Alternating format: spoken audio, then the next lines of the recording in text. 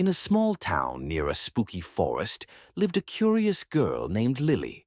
She loved adventures, but everyone warned her, never go into the haunted forest.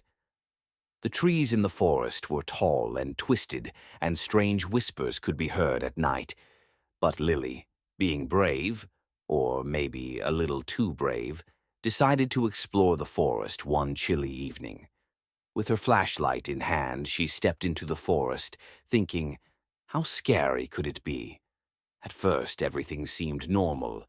She saw squirrels darting up trees and birds chirping, but as she walked deeper, the air grew colder. The sun began to set, and an eerie fog rolled in. Lily's heart started to beat faster. Suddenly, she heard a soft rustling sound behind her. She spun around, shining her flashlight, but there was nothing there. Just the wind, she thought, trying to calm herself. But the rustling got louder, like footsteps.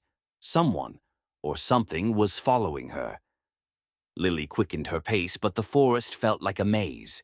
Every tree looked the same, and the path she thought she was following had vanished. "Okay, Lily," she whispered to herself, "don't panic." Just then she saw a faint glow through the fog. Maybe it's someone who can help me, she thought, and rushed toward the light. But when she reached the glowing spot, she froze. It wasn't a person. It was a floating lantern hanging in mid-air without anyone holding it. Before she could turn and run, the lantern began to drift away, slowly, as if it wanted her to follow. Should I follow it? Lily wondered. She had no choice. She was lost, and maybe this strange lantern was leading her out. So she followed. The deeper she went, the stranger things became.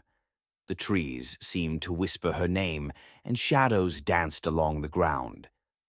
Lily stayed close to the lantern, her only source of comfort in the dark. But then the lantern led her to a clearing. In the middle of it stood an old, crumbling cabin. Its windows were shattered, and the door creaked open slightly. "Is this a trap?" Lily hesitated, but the lantern floated right inside. Taking a deep breath, Lily followed the lantern into the cabin. Inside it was dusty and dark, but on a wooden table there was an old map of the forest. And on the map there was a path drawn in red ink. Lily's eyes widened. This could lead me home. Suddenly the door slammed shut behind her. Lily jumped, her heart racing. She grabbed the map and darted toward the door, pushing it open with all her strength. Outside, the lantern was gone, but Lily didn't need it anymore. She had the map. Running through the haunted forest, she followed the red path. The whispers grew louder, the shadows longer, but Lily didn't stop. After what felt like forever, she finally saw the edge of the forest. Bursting out of the trees, Lily collapsed on the grass, breathing heavily. She looked back at the forest, and for a brief moment she thought she saw the lantern again, flickering softly before disappearing into the mist.